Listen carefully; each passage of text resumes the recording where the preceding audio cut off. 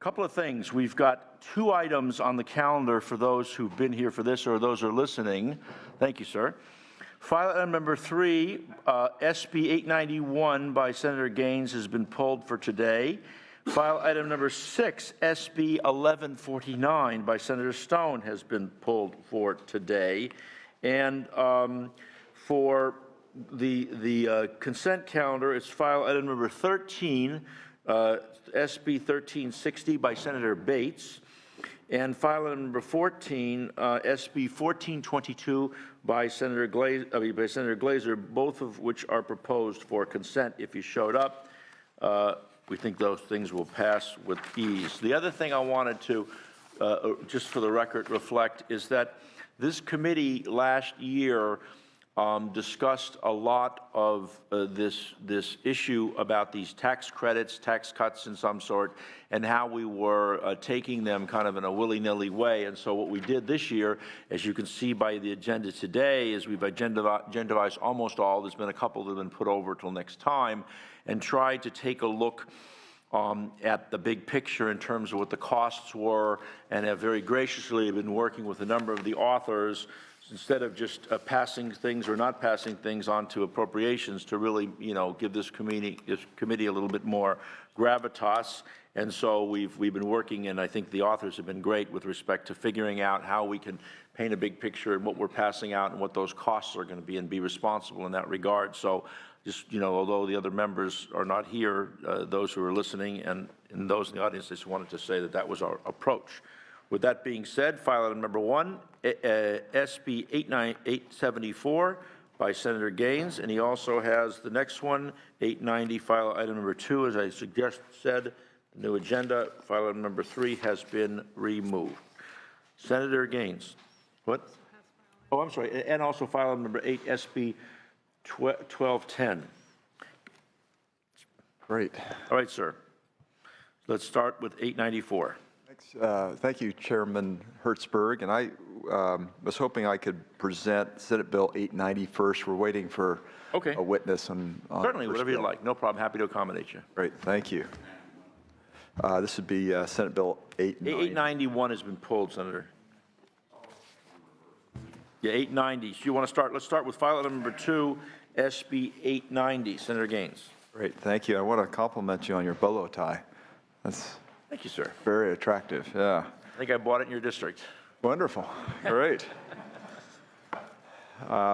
Thank you so much for the opportunity. I am here today to present Senate Bill 890. This bill would exempt hunting equipment from sales and use tax during 2 weekends a year, a weekend preceding the beginning of deer season and a weekend preceding the beginning of waterfowl season. Recent recession has substantially impacted rural California. Hunting is an important part of the economy in many of these areas. Hunters from all over the state come to these areas, often spending a full week during the peak hunting seasons. Money is spent not only on hunting equipment, but on food, lodging, gasoline, repairs on broken machinery, and multiple other items. The creation of this tax holiday would create a needed incentive to draw new hunters to the activity and would be an economic boon in these rural areas which desperately need it. And you're familiar with my district. I think it's northeastern California. There are a lot of, I've got a lot of rural parts to my district that still have higher rates of unemployment, even in parts of El Dorado County. I was just there a couple of nights ago, and we were talking about some of the struggles. You represent the state. You represent the state of Jefferson, don't you, sir? I do. That's right. A lot of passion on that issue in the northern part of my district. It's the incorporation of California. There's been a lot of passion on this issue. There has been, yes. Student history. I've watched it closely. Yes. Additionally, increased hunters mean increased hunting licenses and more income for the state. Hunting license revenues are critical for California's effective, sustainable wildlife management. And because of this, it is incumbent on the state to support a robust hunting community. Senate Bill 890 would encourage annual hunters to purchase more while drawing new hunters to the activity, creating new tourists, and a new state revenue or increased state revenue from hunting licenses. I'm joined here today with Roy Griffith with the California Rifle and Pistol Association and Mark Henley with the California Waterfowl Association. Okay, sir, who wants to start first? I think this is this on. Yeah, great. Hi, Mark Henley with California Waterfowl. Appreciate the senator's willingness to bring this bill forward. In our estimation, it provide an important incentive for people to engage in hunting and other outdoor activities. The cost of waterfowl hunting in particular is prohibitively high for many Californians. This is due to licensing, equipment, particularly access to land expenses. These can run into the thousands of dollars on an annual basis. It's very hard for folks, particularly to participate in duck hunting and other waterfowl hunting. Cost has been shown in a number of surveys that have been done as a barrier to hunting participation, so we know it's an issue. By providing some cost relief, we believe SB 890 will help encourage more participation in hunting. One thing to note, this bill does not affect at all the Pittman-Robertson tax revenues that are received by the federal government and then are distributed to the states for wildlife conservation purposes. So California will still receive those full benefits. So for those reasons, we urge your support. Thank you. Sir. Mr. Chairman, members of the committee, thank you. It's my honor to have a chance to talk on this bill. My name is Roy Griffith, and I work for CRPA. The reason I joined CPRA and their efforts is because they stand to preserve hunting history in California and do everything they can to enhance it. This bill would greatly assist that effort. Hunter numbers in California have been declining over the last 40 years. 40 years ago, there were 600,000 folks in California who had a hunting license when the population was just 21 million. Last year, the number dipped to just a little over 270,000 licensed hunters, even though our population is now 39 million people. My career was for the last 26 years with the Department of Fish and Game, the last 13 years of which I dedicated my time to doing everything I could to increase hunter numbers in California by running the state's hunter education program and doing what we could to increase numbers of hunter education instructors. This bill would be the next step in that, to do what we could. We built the machine to handle the new hunters coming. This bill would help encourage more folks to join hunting. It's not just the purchase of the equipment. Hunters typically do not hunt alone. When somebody goes hunting, they bring family members. They encourage a spouse, children, neighbors to go hunting with them. That effort would not only increase the local economies where these folks are going hunting, but it also increase the economies of their home where they actually live. So, again, like the senator said, hunting is a really important tool of wildlife management. Without hunters, those same animals would have to be put down in less desirable means and obviously wasted as opposed to taken home and shared with family and friends. So it's very important. Any efforts we can do to increase the numbers of hunters in California would be greatly. Thank you. Others in support? Mr. Chairman, members of the committee, Ed Worley with the National Rifle Association, proud to support the bill. And growing up in Colorado with my family, one of the major ways our family helped sustain 13 children, which my grandparents had, was hunting. Rule here in California, you can only testify if you're born in California. Well, I was born in California. Okay, I was the anomaly. Okay, that's good. So, but hunting heritage is rich throughout the United States, and many persons use the hunting as a way to supplement their income for food and other things they're trying to do. So any advantage we can give to those persons who are trying to supplement their income and supplement their food is a good bill. Thank you very much. Support the bill. Others in support? Any opposition? Hearing and seeing none. Questions from the members? Senator Morlock. Thank you, Mr. Chair. Senator Gaines, we're told that there have been many exemptions granted to sales tax. But you're doing it just for 2 specific weekends. Are there other similar tax holidays? I'm just trying to get educated. Where else has the state done that? Not that I'm aware of.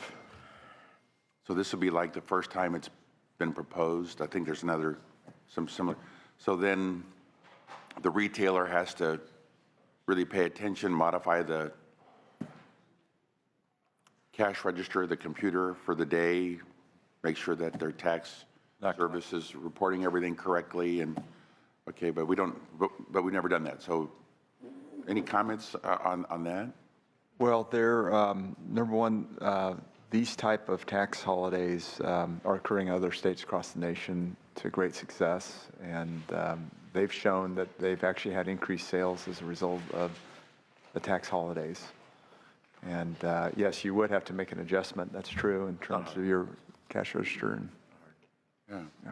But Technology, it's just easy to do. impacting just the state component, so the city and the county still get their tax. So I like. the That's way you correct, yeah. bifurcated it that way.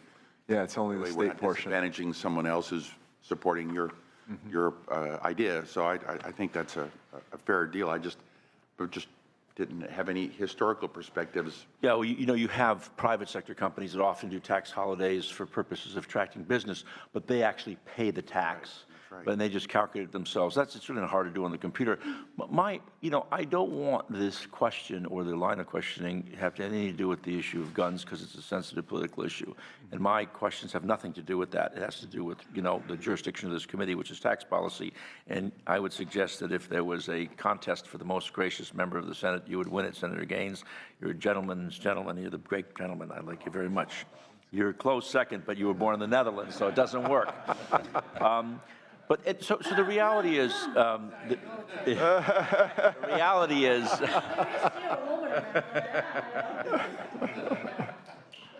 I just insulted 38 other people. But in any event, it's okay.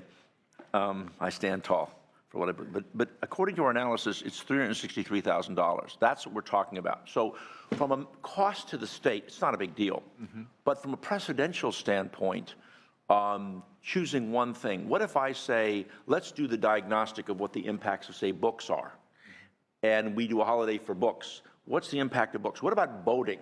What's the impact on fishing, on boating, or on video games for kids, or whatever? My question is this: some of these other bills you brought forth are expensive, but I like them. But the question is, how do you take one industry, and the argument is, as I think were pretty eloquent, this witness is making, is, well, it has all these other benefits. Well, what about reading books? What are the other benefits there? How do you calculate those? So my only suggestion is, I know other states may have done it, and maybe they're for political reasons, and I'm not judging it on that by any stretch of the imagination. I don't know, it's not my purpose.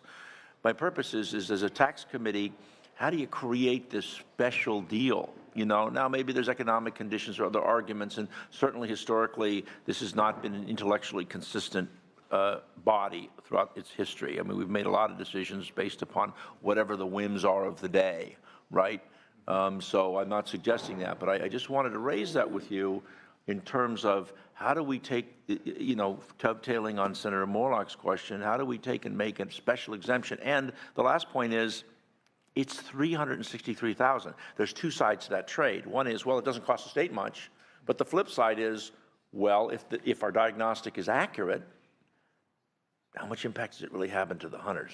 I'd like to hear your thoughts on that. Well, yeah, I think any relief would be positive, in particularly rural California, which I think has taken kind of an uneven hit in terms of the challenges that we've had in California. A lot of the legislation that I'm critical of is that it's one size fits all that we pass out of this body. Right. And it's had a real impact in terms of, logging has been greatly restricted for decades now in California. We've had challenges with mining. A lot of that has been largely shut down. These were all income generators within rural California.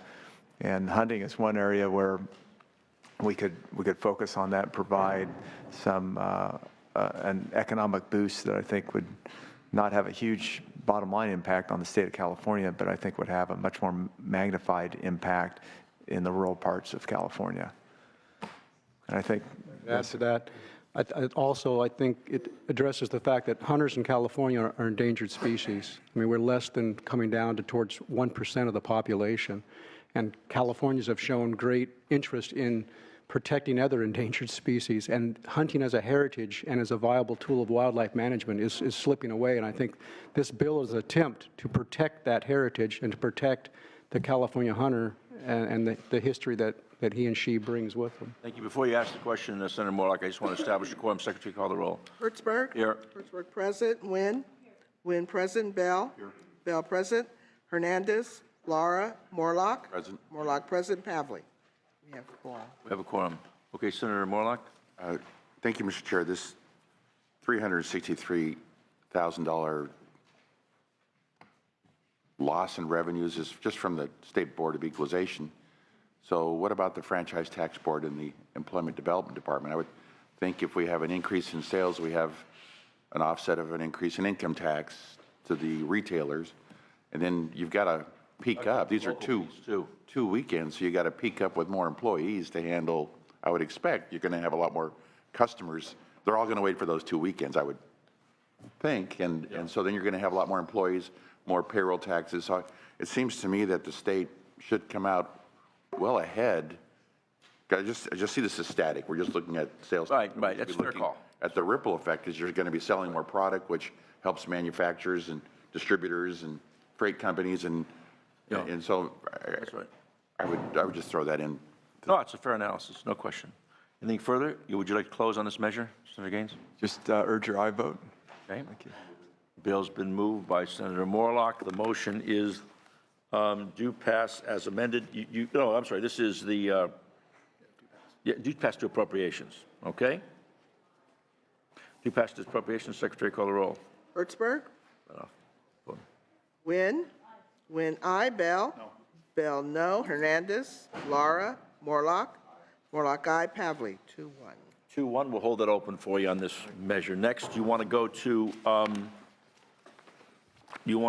which one? You want to go, this was 890. You want to go back to 874? 874. Members, file item number 1, SB 874, Senator Gaines, personal income tax exemptions, credits, and on dependents.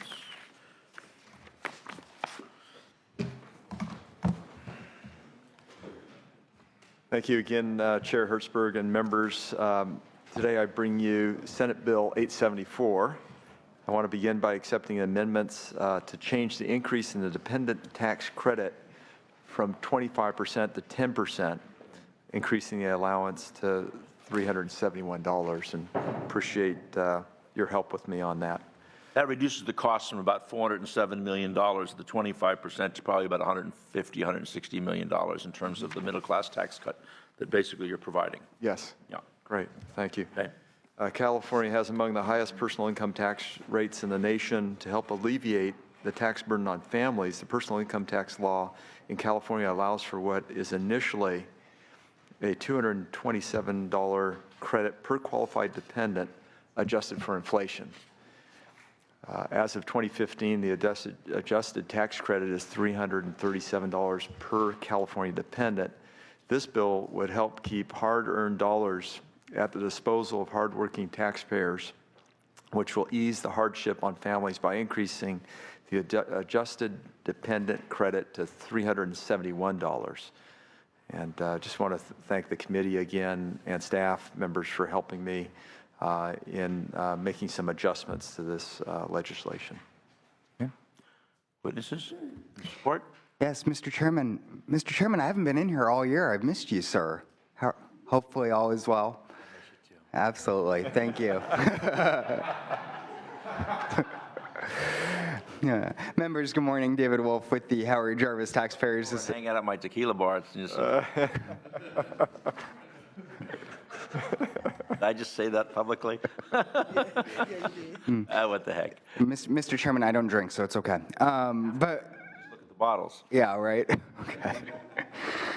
We are in support of the bill, though, Mr. Chairman, and as the author noted, listen, California obviously is a high-tax state, highest income tax in the nation, highest sales tax, highest corporate tax in the western United States, highest gas tax now with cap and trade.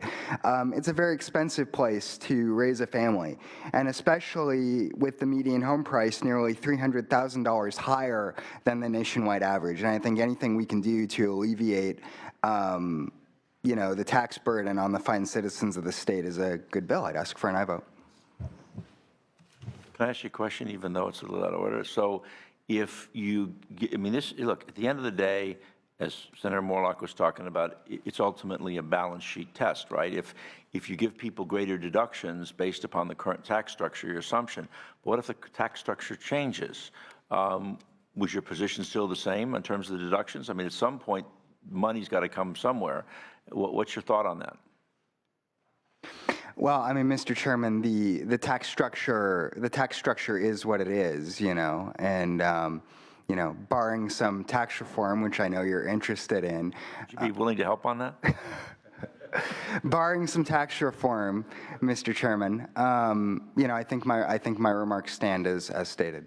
But if we did have the tax reform, would you change your position with respect to the deduction schedule?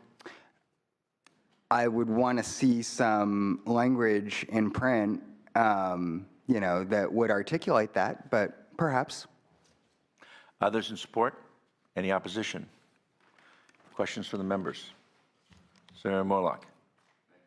Chair, Senator Gaines, have you done a review of the history of this exemption credit? The only review I've done was what it was originally and the fact that it's been adjusted for inflation over time.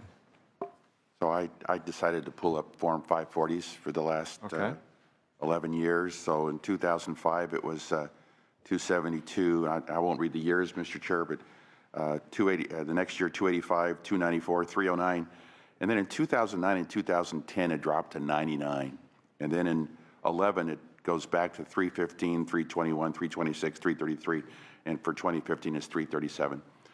I could not find anywhere in my research why we dropped for 2 years to $98 and $99 for the Budget trailer bill.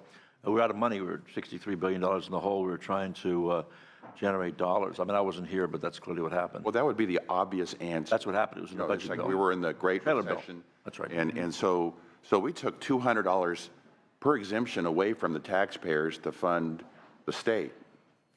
That's correct. Yeah. Yeah. So you're only asking for 25%. It seems like for those taxpayers, they got hit $200 a child, dependent. Seems like we owe them that money back, don't we, Mr. Chair? I mean, that was like Yeah, but it went to $99, but then $213 for 2009 and 2010. It was 2010. It was $214. So it seems like this is almost a nice gesture to say, hey, we ought to give you back what we took from you in spades those two years. Yeah. So, Mr. Chair, it seems like this is very reasonable based on how we've been taking from cities, counties, and even taxpayers. I almost think that we should have a rebate. We should be giving those taxpayers that had kids in 09 and 2010, we should be giving them $200 back because we literally took it from them. So I'll when the time is right, I'll move this bill, Mr. Chair. other questions from members? Yeah, no, look, it's an accounting mechanism. I mean, it went from 99, but then as soon as the downturn was over, it went back up to 309. In terms of everybody I think I spent a lot of time working with the executive and certain legislators at the time on this stuff, and it went back up from 99 to 315 immediately, which was higher than it was before it started, and now it's at 337. I mean, look, this really is all about a middle tax cut, and how does that work? And that's what Mr. Gaines is trying to do here. So what we did is, if it's $407 million as proposed, and we've agreed as amended, you've agreed to accept the amendment, sir, correct? So, At least absolutely. have some modicum of further relief without making such a hole in the budget. I mean, one of the great challenges that we face, and the reason why, Senator Bell, I mentioned this before you came here, because you had talked about this all last year, was the idea, let's take a big picture strategic approach to how much we're going to spend. Let's not just pass stuff. Let's understand what it's going to cost and look at the big picture. And so this is not taken as in silo. This is together with other measures that, Senator Stone has 27 million, Senator Bates 65 million, another measure 16 million. You have Senator Gaines, Senator Runner 8 million. Each one of these things add up, and we're trying to create a balanced approach for all of which have different impacts in the economy. So I think that what's done here is a pretty reasonable approach, and I assume that anything want to close? Other than Yeah, I appreciate the committee, appreciate the comments, and appreciate the committee working with us on this, and any dollar that we can can help families out with. This is a great opportunity, and we're excited about moving forward as it's presented. Thank you, sir. So we have a Urgent motion high vote. as amended, do pass as amended to appropriations from Senator Morlock, correct? Secretary, call the roll. Hertzberg. Aye. Hertzberg, aye. Wynn. Wynn, aye. Bell. Bell, aye. Hernandez. Laura. Morlock. Aye. Morlock, aye. Pavlik. 4-0. 4-0, we'll hold it open, sir. And then the next one you have is file item number 8, and that is SB 1210. Great. Yeah, thank you, members, for SB 874, and we'll move forward now to Senate Bill 1210. And this is a tax-free weekend, another, I think, great idea here, and hoping you'll feel the same. I'm here to present Senate Bill 1210. This bill would exempt school supplies, backpacks, clothing, shoes, computers, and educational software from state sales tax and use tax during a weekend preceding the start of school. In response to concerns, I'm working with committee staff on amendments to tighten up the definitions in the bill. And if you have any questions on that, we could discuss that here too. For many families in California, back-to-school expenses can be a heavy financial burden. Parents are required to provide the classroom with an increasing number of school supplies, ensure that their children have clothes and shoes that fit and meet dress codes, and purchase multiple high-cost items like backpacks and even computers. Simply providing their children with these bare necessities can be successful, so they can be successful during the year, is often financially undoable. I'm a father of 6 kids and know too well the cost of school supplies. We're finally getting out of debt. It's great. The cost of books and supplies has already seen double-digit increase. As our society becomes increasingly more high-tech, these costs will only continue to increase. Providing families with a tax break helps elevate this financial burden. Not only is this good public policy, but it also makes financial sense. As the California Retailers Association states, the facts show that tax holidays do drive up new sales and help consumers, particularly low-income consumers. States that have already implemented this tax holiday have seen sales increases in stores that do not have any tax-free items. And when I talk about stores, I'm talking about brick-and-mortar stores right here in California, as well as an overall increase in sales tax generated even with the holiday. By lessening the financial burden on parents, California is setting students up for success and investing in our state's future. I'm joined here today by Raymond Burnell of the California Catholic Conference. Sir, please. Thank you. Mr. Chairman, members of the committee, my name is Ray Burnell. I'm the Associate Director of Education for the California Catholic Conference. Along with ensuring that no child goes hungry and that each child has affordable, decent health care and a warm, safe place to live, the ensuring of a quality elementary and secondary education is absolutely vital to the life and dignity of the human person. Now, while the general public, while we all share in that responsibility in making sure that that happens, it's first and foremost the primary duty of their parents and their guardians. And we've seen that the increasing costs that are going upon parents as they're looking to prepare their children with the resources and the services that are necessary to succeed in school that are not covered by particular schools. Back-to-school expenses alone come from out-of-pocket expenses ranging from $650 to $1,300 per family, per student, as you're looking to get these resources for school. We do believe that this is a very good bill, would provide necessary tax relief, not just a tax incentive. It's been said that tax policies create incentives, but they're also relief. We believe that this relief for the common good and helping to educate our citizenry is a very, very positive step with this legislation. We also believe that this legislation would empower parents to care for their children, to help them with their education to succeed in these early stages. So we do believe that this is a good bill, worthy of your support. We also appreciate greatly the staff recommendations. These were things that we had talked with the Senator's staff about, and being able to make those adjustments in the bill make it even stronger. So we urge for your aye vote. Thank you. Others in support? Mr. Chairman, Margaret Gladstein on behalf of the California Retailers Association. Also appreciate the staff work and in support of this measure. But look, can I ask you a question on the retailers for a moment? You know, I'm driving around town and there's advertisements up that say axe the tax. We know, and for automobiles, we know that, we all see that a lot of retailers already do this. In other words, they use this as a promotion to say, back to school, no tax, you know, and they use it and they eat the fee. So the argument that's made, going back to the policy that we made before with respect to hunters, but in addition, the argument that's made is that this is going to give a relief to the consuming parents who are buying this stuff for the kids, which not everybody does it. But really, in the cases where the retailers are trying to reduce the price and bring people in by virtue of saying, we'll pay for the tax component of your bill, now what you're really doing is only benefiting those retailers that have that program. Isn't that a fair statement? It's okay. I mean, because if you've already had a program and now I don't have the tax, then people are already getting a benefit from those retailers. A lot of big retailers do this. Yeah, but not all big retailers do it, and as you indicated, it's a choice that a retailer makes in a competitive marketplace. What those and I obviously don't know how they would pursue it in California, but what those retailers may do if the state passed a sales tax holiday would be to have even further discounts, which would benefit the very people that this program is intended to benefit. That happens. That hopes it happens. I mean, I'm just trying to air the ideas out. I'm not suggesting. Sure. But you just have some challenges. Any opposition to the measure? Questions from the members? Senator Hernandez.